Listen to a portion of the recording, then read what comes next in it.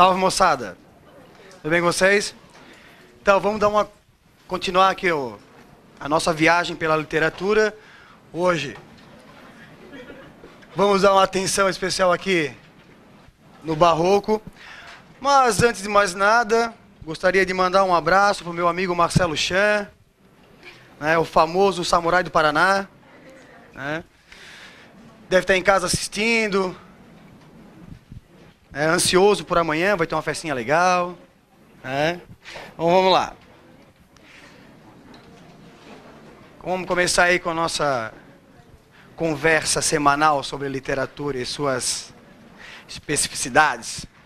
Hoje, então, o Barroco. E para começar, gostaria que a gente observasse essa figura, né? Essa escultura se chama O Êxtase de Santa Teresa, foi esculpida por Gian Lorenzo Bernini, tá? E ela é basicamente a síntese da obra barroca, né, da arte barroca. Vocês percebem que a gente vai ter aqui personagens que evocam uma religiosidade, tá? O barroco é uma arte sacra. Tem relação com a igreja, tem relação com religiosidade, trabalha com essa temática. Mas se vocês perceberem, a posição da Santa Teresa, a sua expressão facial, vejam só, tem um quê de dor, né? Vocês conseguem perceber que, não só de dor, em algum momento alguém pode olhar aquilo ali e ver que tem um quê de êxtase, tem um quê de... tem até uma certa sensualidade envolvida, tá? Alguns vão até dizer que tem um quê de orgasmo nisso tudo, tá? Tudo porque era característica dessa época trabalhar com essa dualidade, trabalhar com sentimentos opostos. É o sagrado e o profano, é Deus e o homem. Percebam aqui, figuras sagradas, temos um anjo, o Cupido com a sua flecha. O que mais me impressiona nisso tudo é que isso aqui era um bloco de mármore. E alguém pegou e esculpiu e transformou nisso aqui. Vejam só, a asa do Cupido com suas plumagens, esculpida no mármore. As dobraduras aqui, que dão uma sensação de flutuação, né? Então, parece que está flutuando. Todas essas dobras, milhares de dobras. O pezinho aqui, né? Se retorcendo ali. Então, né, no revirar dos olhinhos, né? Né? Temos ali, parece que acabou de sair do tchaca-tchaca, mas não é, na verdade, né? É mostrar que as divindades estão muito mais perto, aliás, muito mais perto, desculpa, né? Elas estão muito mais perto da gente, da terra. Desse ser que se encontra perdido nisso tudo, nesse meio do caminho, né? Vamos lá. Então, o contexto histórico é esse, tá? Século XVII, o homem que está, ora, pendendo para o racionalismo, que vem do renascimento clássico, do humanismo, mas ele percebe que falta, ele se sente culpado. Culpado por quê? Porque ele abandonou alguma coisa, abandonou um propósito. A gente tem um propósito, não temos? A gente tem um propósito. E esse propósito o que é? É fazer sentido, é ter sentido. Talvez eles encontrassem esse sentido na religiosidade. É o além. É a viver para ver no depois. Então, esse homem aqui, que vive em conflito, atormentado por dúvidas existenciais, ele não sabe mais no que acreditar. Se perdeu. Acredita na ciência, que está nascendo, incipiente. Acredita em Deus, que está retornando com força. E quem que faz Deus retornar com força agora? A Igreja Católica, ela prega a miséria. Tá? E antes de mais nada, gostaria de deixar claro aqui que eu não estou criticando a Igreja Católica. Também não estamos aqui para um debate sobre religião. Estamos aqui só levantando alguns fatos que são de conhecimento geral, histórico, e vamos trazer esses elementos para conseguir estudar, né, os movimentos literários e artísticos, tá? Então, tínhamos naquela época essa vertente humanista que trabalhava a racionalidade. E também vamos ter a igreja com a Contra-Reforma trazendo de volta para a pauta central Deus. É o teocentrismo. Isso vai acontecendo de maneira simultânea, tá? Então vejam. O barroco é a arte da Contra-Reforma. E quem é que entra com a Contra-Reforma? A Igreja Católica. Né? Impulsionada pela reforma da Igreja Protestante. Tá? A Igreja perdeu muito fiel nessa época. Ora, mas por que a Igreja quer tanto fiel de volta? Tem aí uma relação. Ela quer o fiel de volta porque traz junto o dinheiro, exatamente. Vai trazer junto aquilo que a sustenta. Tá? E a gente percebe, né, hoje, analisando o que a gente vê, nós vemos aí uma briga comercial por fiéis. Igrejas que vão surgindo em todos os lugares, né, vão brotando de todos os segmentos, de toda a natureza. Então, isso tem uma relação muito forte com essa nova conjuntura que surge nessa época, né, que é o comércio, até mesmo o comércio da fé. Tá? Depois, né, é a época marcada pela contradição, justamente por isso que, né, a gente vai dizer, a igreja ela perdeu força, aí depois ela ganha força, e o homem já não sabe mais em que acreditar, se acredita na ciência, acredita na religião, está perdido, tá? Está lost aí no meio, né? A arte que vai viver então de valores opostos, como a gente viu na figura anterior, do êxtase de Santa Teresa, tinha um apelo, né? E esse apelo humano faz com que o homem ele consiga se enxergar no sofrimento da santidade. Ora, tem um quê de humanidade ali, né? Eu sofro assim também. Eu sou humano, não sou santo, não sou Deus, né? Não sou nenhuma divindade. Eu sou de carne e osso, mas também sofro. Então é aceitar a minha cruz. E nesse sentido, as pessoas vão se aproximando da igreja e retornam a ela, tá? E vão explorar muito isso. No Brasil, então, vai durar de 1601 a 1768, né? O barroco foi chamado, no Brasil, seiscentismo. Tá? Porque é no ano de 1600 em diante. Tranquilo? Todo tranquilo acá? Beleza. Aqui, um pequeno poema que ilustra, tá? Isso tudo que a gente vem falando, né? Pequei, Senhor. Vejam o motivo, a motivação. Já é uma motivação religiosa. Pequei, Senhor, mas não porque em pecado, de vossa alta clemência me despido, porque quanto mais tenho delinquido, vos tenho a perdoar mais empenhado. Se basta vos irar tanto um pecado, a abrandar-vos sobeja um só gemido, que a mesma culpa que vos há ofendido, vos tem para o perdão lisonjeado. Se uma ovelha perdida e já cobrada, glória tal e prazer tão repentino, vos deu como afirmais na sacra história, eu sou, Senhor, a ovelha desgarrada, cobrai-a, e não queirais, pastor divino, perder na vossa ovelha a vossa glória. Temos aí um poema, então, do nosso querido Gregório de Matos, que é um dos maiores nomes do barroco brasileiro. Tá? Percebam, tá? Vai ter esse tema religioso o tempo inteiro, isso vai ser pauta. Tá? Não só da literatura, da escultura, da pintura, da música. Tá? A música barroca é uma música sacra. Tá? Assim como a pintura, assim como a arquitetura também. Né? A gente vê ali na Itália, no Vaticano, aquilo vai se desenvolver nessa época e o que vocês conhecem hoje, né? Alguns já foram na Itália, outros que viram por fotos, viram pela TV, foi tudo construído naquela época, tá? Com esse apelo de trazer de volta, então, o fiel que se perdeu, né? Por que a arte da dualidade, né? O barroco é a arte de trabalhar os opostos, tá? Vai trabalhar então algumas oposições como fé e razão, alma, corpo, bem e mal, perdão, pecado, o espírito, a matéria, Deus, homem, a virtude, o prazer. O homem está dividido nesse meio. E é muito importante então para o artista barroco que trabalha com um objetivo e mostrando os dois lados das coisas, tá? Nasce o sol e não dura mais que um dia. Depois da luz se segue a noite escura. Em tristes sombras morre a formosura. Em contínuas tristezas a alegria. Porém se acaba o sol, porque nascia. Se formosa a luz, e porque não dura.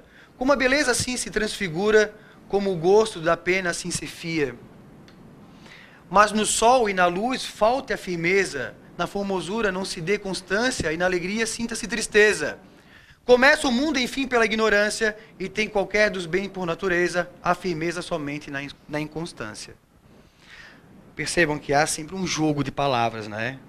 Tem sempre aí um jogo de ideias também, um jogo de palavras. Ela é muito elaborada, trabalha com um certo preciosismo, né, nos textos em geral. Esse preciosismo a gente vai ver também em outras vertentes da arte. Na arquitetura, você vai ver obras imponentes, gigantescas, né? Ornamentos em igrejas, em ouro. Isso tudo para quê? Desculpa. Isso tudo para quê? Para impactar. Vejam a grandeza do Senhor. Ele é grande, está sempre apontando ao alto. E isso traz de volta aquele que está balançado. Opa! Esse é o sentimento. É quando você se depara com a grandiosidade, você fica extasiado. É aqui que eu pertenço. Esse é o meu lugar. É aqui que eu vou ficar. E envolto, embebedado nisso tudo, nesse jogo, né, de dar voltas, a pessoa acaba ficando. Tá? Ela acaba voltando então para as suas raízes. Tá? O barroco ele retoma o que da era medieval, da igreja. Tá? A igreja com a sua Inquisição fez vítimas, e vítimas famosas, né? Giordano Bruno, Galileu, né? Entre outros. Outras características, tá? Uma das características mais importantes do barroco é chamada de conceptismo, ou quevedismo, tá? Em homenagem a Quevedo, certo? Um grande poeta barroco. É marcada pelo jogo de ideias, de conceitos, onde é construído um raciocínio lógico, racionalista, com retórica aprimorada. Muitas vezes a gente vai encontrar aí um certo silogismo, né? Alguns sofismas, né? Pensamento lógico. Tá? Então, esse jogo de ideias é chamado de conceptismo. Muitas vezes são buscadas respostas para um fenômeno que antes eram atribuídos à obra de Deus. Então, vejam, já basicamente se apropriam, né, de um pensamento racional. Agora, veja, tem um quê de raciocínio lógico no barroco? Bom, mas eles não são contra o racionalismo, eles não vêm, não se opõem ao racionalismo, eles se apropriam disso e usam isso a favor deles.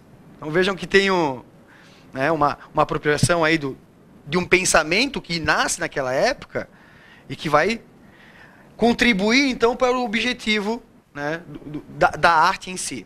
Tá? Vamos ver aqui um exemplo de um texto, né, que tem o conceptismo bem visível. O amor fino. Esse é um texto belíssimo, tá?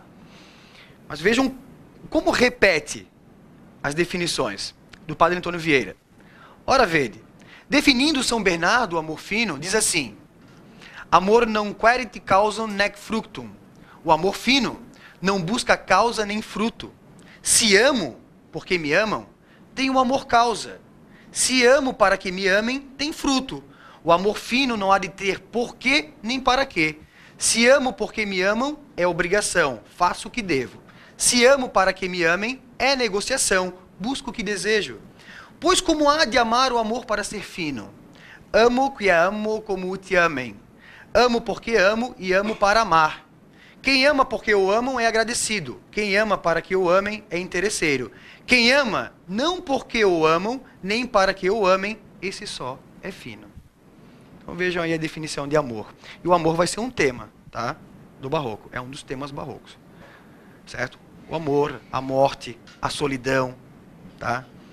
Essa coisa da vida breve, né? Da efemeridade. Então, esse cara que está perdido aqui, ele pensa, meu Deus, eu tenho que ter um objetivo. Eu não posso passar aqui em vão. Tem que construir alguma coisa, deixar um legado. Né? E esse legado não vai ser um legado material. Vai ser um legado, né, espiritual. Vai ser um legado que vai ficar no seu nome. Tá?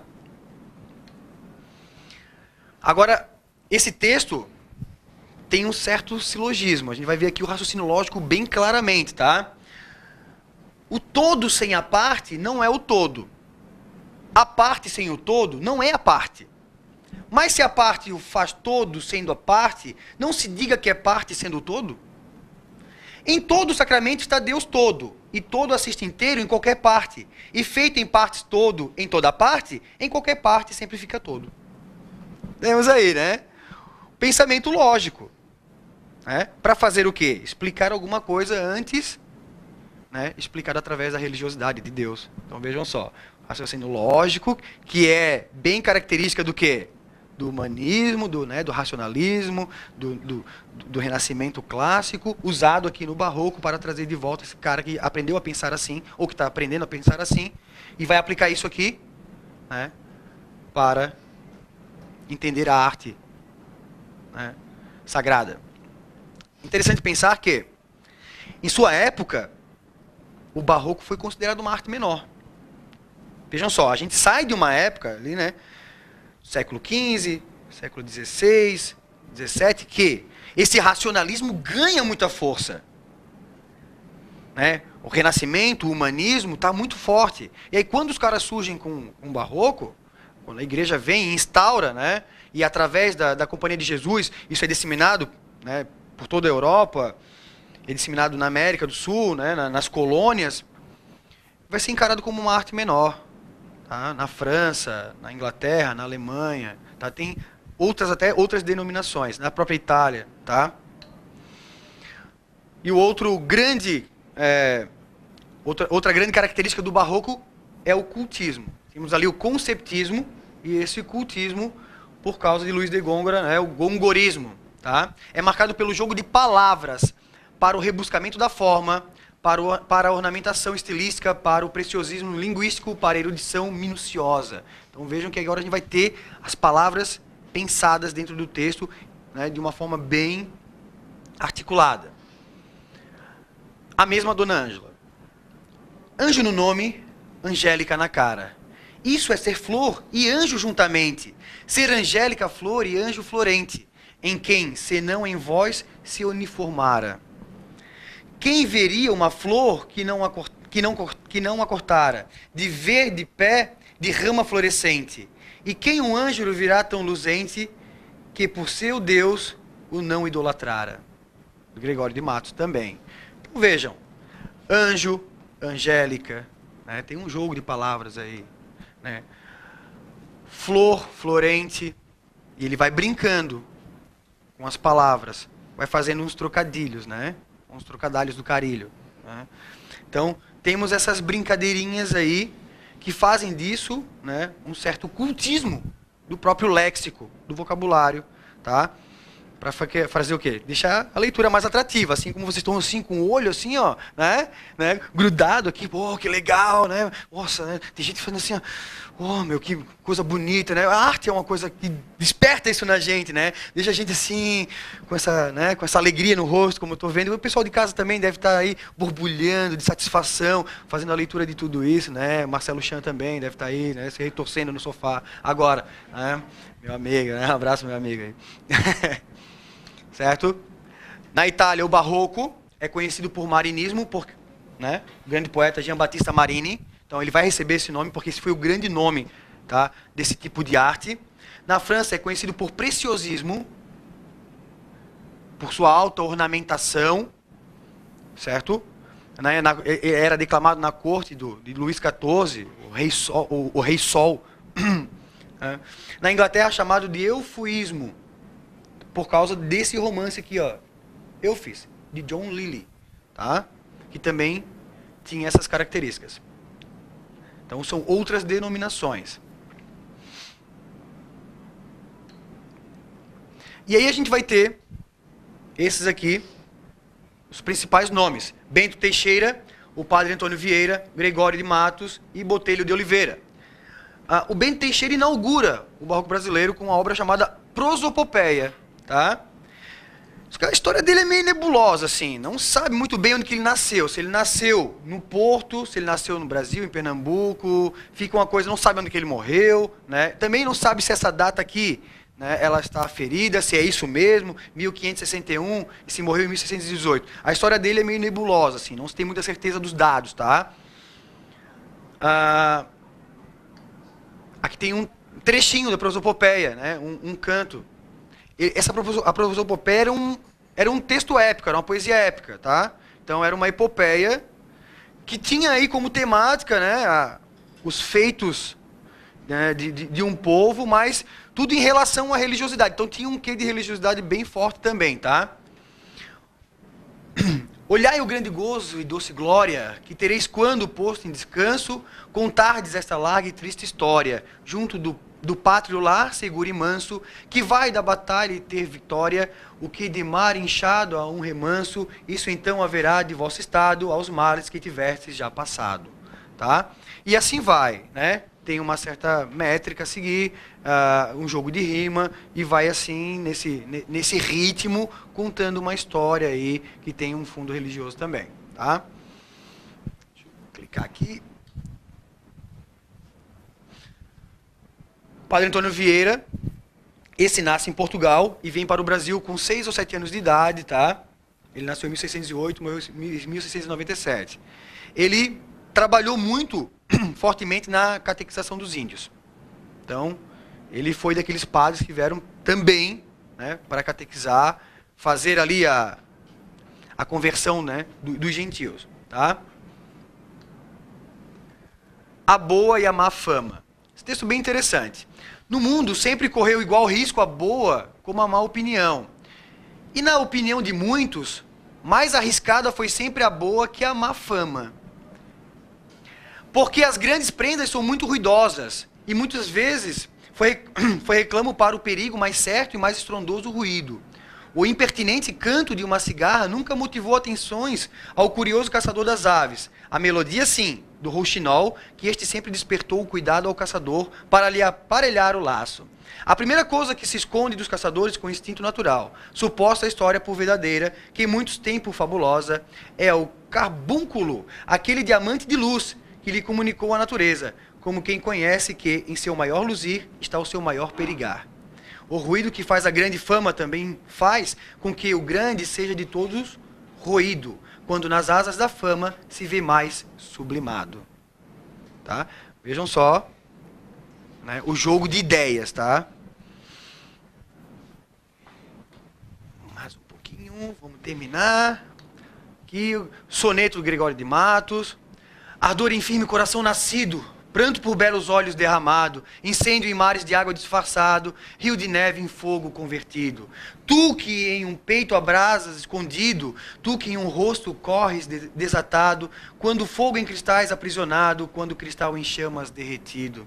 Se és fogo como passas brandamente, se és neve como queimas com porfia, mas aí que andou amor em ti prudente, pois para temperar a tirania, como quis que aqui fosse a neve ardente, permitiu parecesse a chama fria. Preste atenção nas antíteses, tá? A gente tem muitas palavras que acabam, né, apresentando significados opostos. Fogo, neve, tá? E a gente vai perceber isso, né, o tempo inteiro. Essa arte que é sacra trabalha muito com o quê? Com a antítese, uma figura, paradoxo.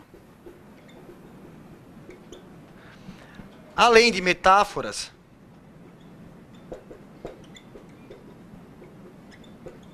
e outras figuras de linguagem, tá?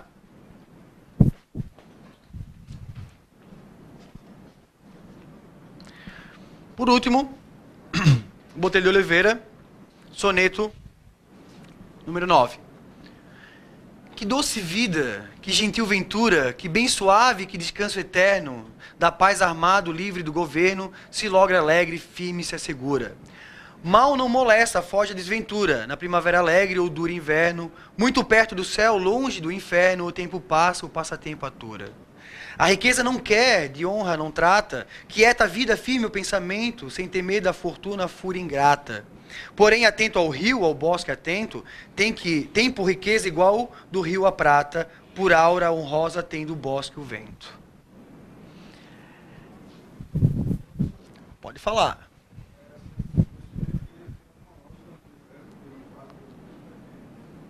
Sim. São 2 quartetos, 2 tercetos, né? Os versos decassílabos formam o famoso soneto. Isso mesmo. Nosso amigo perguntou se essa estrutura, né? Seu nome é, desculpa?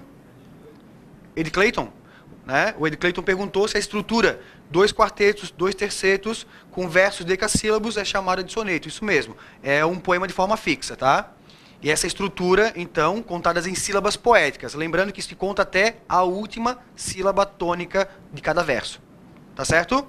Obrigado pela pergunta. Para terminar, quero mostrar para vocês só mais uma obra, né? Uma pintura. A Ceia de Emaús, do Caravaggio. Tá?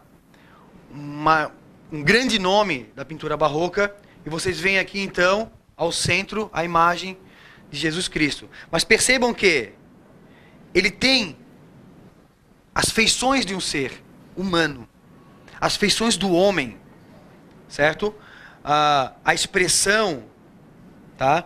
Olha o fundo com pouca informação e o primeiro plano no rosto, o foco de luz, tá?